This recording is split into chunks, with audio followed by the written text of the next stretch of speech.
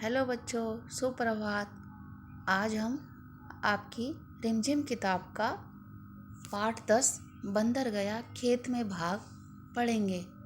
जैसा कि आप देख रहे हैं, यह एक कविता है, तो हम इसे कविता की तरह ही पढ़ेंगे और सीखेंगे लयबद्ध होकर किस तरह से आनंद लिया जा सकता है।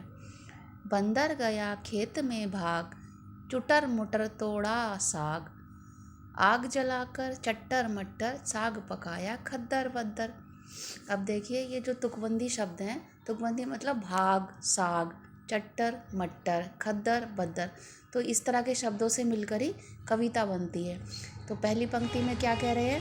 बंदर गया खेत में भाग, यानी बंदर खेत में भाग गया, चुट्टर मुट्टर तोड़ा साग, और उसने इधर उधर से साग तोड़ना शुरू कर दिया। आग जलाकर चट्टर मट्टर, और फिर उसने क्या किया? आग जलाई, जो आग जैसे चटर पटर करके थोड़ी आवाज़ से बोलती है, आवाज़ भी आती है आग जलने की। तो साग पकाया खद्दर बद्दर, और उसने उस आग पर साग पकाना शुरू कर दिया। सापड़ सूपड़ खाया खूब, पोछा मुँह उखाड़ कर दूब, छलनी बिछा ओढ़ कर सूप, डट कर सोए बंदर भूप।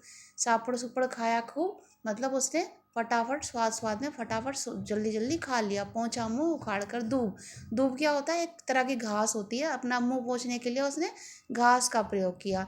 चलनी बिछा ओढ़ कर सूप, और वो बिछाकर चलनी वहाँ पर घास की तरह एक जो उसने एक अपना सब बिछाया था, जगह बनाई थी सोने की, वहाँ पर वो सो गया। डट कर सोए बंदर भूप, और वो बंदर वहीं पर खा पी कर सो गया। मतलब इस कविता से हमें क्या पता चल रहा है? बंदर ने अपना पेट भरा और मस्त नींद में सो गया। अभी हम नीचे आप कुछ देखेंगे, कुछ प्रश्नोत्तर दिए गए हैं। क्या बिछाया क्या ओढ़ा? बंदर चलनी बिछाकर सूप ओढ़कर सो गया। लिखो ये कैसे सोएंगे?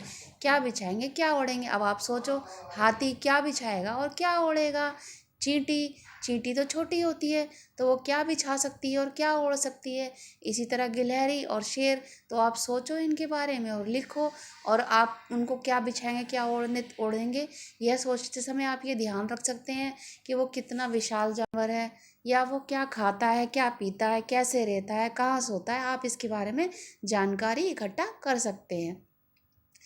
मेरे लिए भी तो कुछ सोचो, मैं क्या ओढ़ूं क्या बिछाऊं। अब ये कौन है? बिल्ली। तो बिल्ली क्या पूछ रही है?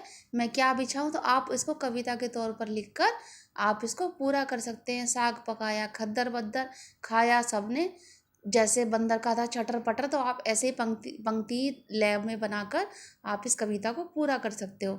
अब तीसरा यहाँ पे दे रखा, भागो भागो भागो, बंदर खेत से साग तोड़कर भागा। कौन कौन से काम करने के बाद तुम्हें भागना पड़ता है? तो आप सोचो यहाँ पर पहले कि कौन से काम होते हैं। यानी हम कोई ऐसा काम करते हैं छुप कर, बड़ों से हमें डांट भी पड़ सकती है, कोई शैतानी करते हैं, कभी कोई मस्ती करते हैं, किसी को हम डरा देते हैं या किसी को सरप्राइज देते हैं, तो हम ऐसे करके हम भाग जाते हैं। मस्ती के टाइम पे ही ज़्यादातर हम ऐसा सोच सकते हैं। तो आप यहाँ पर ये सब चीज़ें लिख सकते हो। इसके बाद इसमें कितनी तरह की टोपियाँ और पगड़ियाँ हैं बताओ। तो आप देखो, आप अपने भारत के बारे में जानो, कहाँ की कौन से राज्य में किस तरह की पगड़ी पहनी जाती है।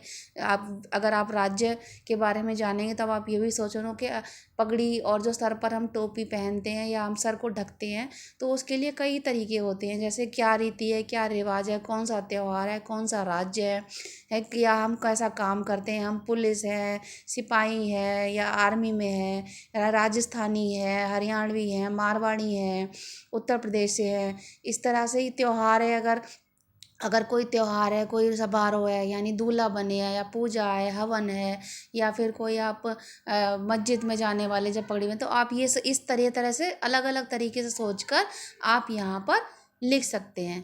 तो आशा करती हूँ बच्चों, आपको यह पाठ पूरा समझ में आ गया होगा। अगर कोई आपको परेशानी होती है या कुछ समझ में नहीं आता है, तो आप इसको कमेंट बॉक्स में आप लिख सकते हैं, मैं आपको इसका जवाब ज़रूर दूंगी। और इसी तरह से ही आप कविता का आनंद लेते रहिए और हमारे चैनल को सब्सक्राइब ज़रूर कीजिए। धन्यवाद।